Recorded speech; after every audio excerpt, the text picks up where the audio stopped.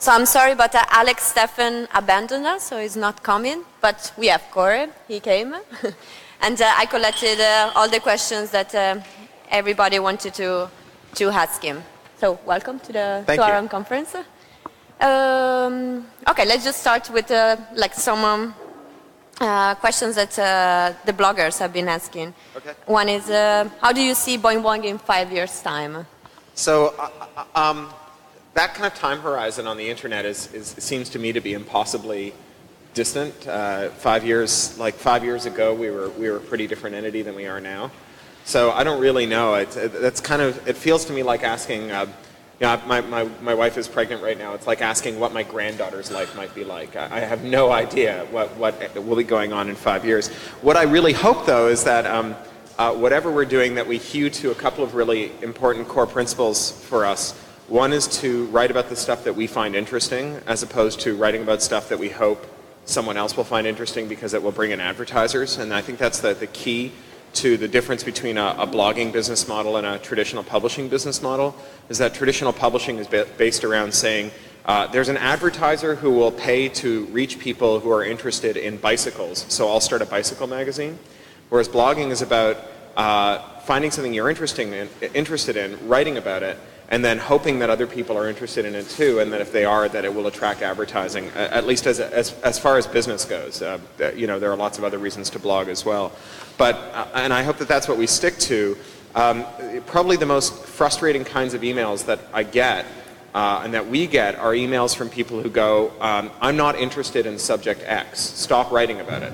And they've mistaken BoingBoing for a magazine, for a place that is supposed to figure out what they're interested in and deliver it to them, as opposed to writing about what the editors are interested in and attracting the right audience. And so I think that if we can stick to that, if we can stick to writing about the stuff that we're interested in rather than trying to figure out how to make the most money possible, that we'll continue to write something that's uniquely BoingBoing-y.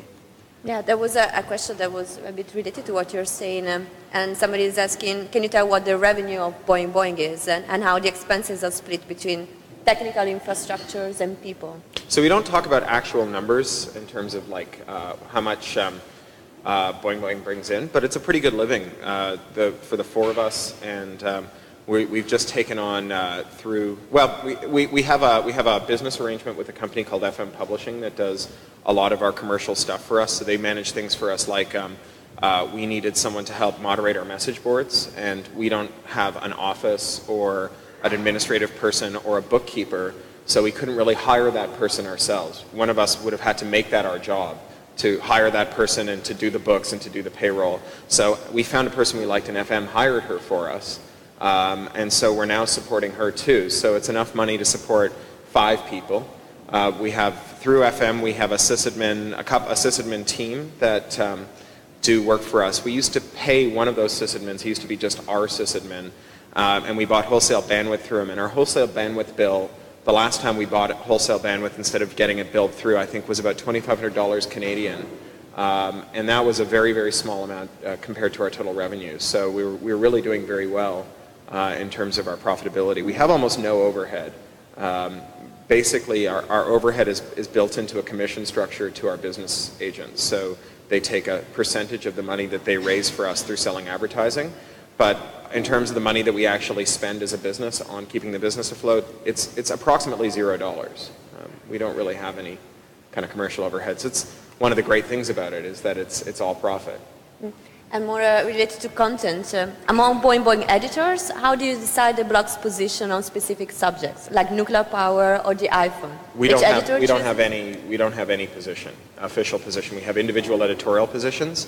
So, for example, Sheni wrote a lot of stuff about what people who might like an iPhone could do rather with it, and why you might stand in line with it, and so on. And I wrote a bunch of editorials about why I thought you shouldn't buy an iPhone. And why shouldn't you? Well, because they're locked, and because they're designed to be locked, and they're designed to be relocked, and the company's primary design consideration is to figure out how to extract maximum value from you for its partners, and not to deliver maximum value to you. The fact that they've delivered a very attractive package just means that they've baited the fish hook with something particularly delicious, but it's still a fish hook. And I think you've seen that this week with people who bought iPhones and then unlocked them are now facing the prospect that Apple is going to brick their phones. When they update their phones with the new firmware, Apple is going to lock those phones up. They won't work anymore. So your investment in your phone, your $500, 400 euros, will be just flushed down the toilet. So, I thought that was bad, and I didn't disagree with Shenny that the iPhone as a design object and so on had lots of fine points that were worthy of discussion, and that the phenomenon was newsworthy, but it wasn't the side, I wasn't interested in promoting the iPhone, and so, it's not like we sat down and had a little discussion where it's like, all right, you be the pro and I'll be the anti, and then we'll switch next time. It was just an organic thing that emerged from it. We have very little inter-editor communication. It's not that we don't like each other. We're busy, so we don't. There's one of the other ways in which BoingBoing doesn't have any overhead is it doesn't have any editorial overhead. If there's a subject I want to write about, I write about it exactly the way I want to write about it without having to consult any of my partners. Even if my partners have written about it before, we have an etiquette where if two of us cover the same story, we link to the other one. Mark wrote earlier about X, here's how I feel about it. But apart from that, we have no editorial overhead at all. There's no kind of meetings, there's no discussions, there's no policies. Every now and again we have policy discussions about things like will we take money from this advertiser? But that's kind of the full extent of our oversight. For the first 6 years that we were in business, we'd never actually all been in the same room together. And now we've been in the same room together, I think, maybe 5 times. And I guess it's 8 years now. And we've had maybe, at this point, 20 phone calls, maybe 25 phone calls in the whole history of the business, which is good. It's my ideal employment. Yeah, why do you think that BoingBoing is the most favorite blog in Technorati? I think that there are a couple of factors that contribute to it. One is I hope that we have good taste and that we write well. But there are lots of blogs written by people who have good taste and write well. I think that there's 2 really important differentiators, one of which anyone can replicate and one of which is hard to replicate. The one that anyone can replicate is that we tend to write headlines and leads, the opening of our posts, in a way that is descriptive rather than clever. So if you look at the front page of the San Francisco Chronicle, which won an award on September 12th, 2001, the day after the September 11th bombings, it was a picture of the airplane crashing into the World Trade Center, and then in huge type over top it just said, "Bastards!" Right? And that was a great newspaper headline. In the context of a newspaper, it really worked. In the context of a Google search result, it makes no sense at all. If you search for September 11th and you get back a detailed account of the September 11th hijackings, more thoughts on the September 11th hijackings, September 11th, 5 years later, bastards.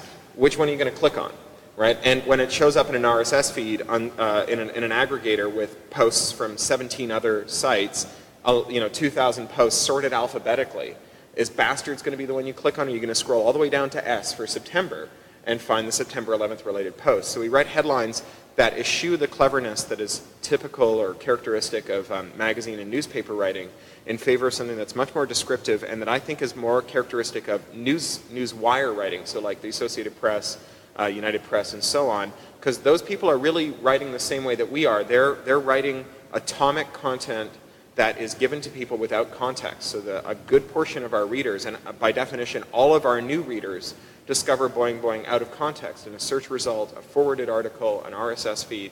And so we don't assume that those people know anything about BoingBoing. We don't assume that they see anything else from the page. We assume that that headline stands alone. And this isn't novel. Jakob Nielsen wrote an article called Micro-Content Guidelines in 1996, in which he spelled out how you would write for search engines, and that's really what we try to do. And then we try to do it again with the lead, where in the first sentence of the story we try to sum up the whole story. Instead of writing bastards and then having the first line of the story be, "This is the funniest thing I've ever seen, you just got to go see it, I can't even begin to describe it," we actually just describe it. And then if we want to have clever, the clever comes after that. And I think that that's something that anyone can do, and I think that it really is a major multiplying factor in the popularity of a blog. And then the other thing that we have that makes us popular is and that no one else can do, is we've been around longer than most people. And the longer you've been around, the more links there are pointing at you. The more links there are pointing at you, the easier it is for someone to find you. The easier it is for someone to find you, the easier it is for someone to make another link to you. Clay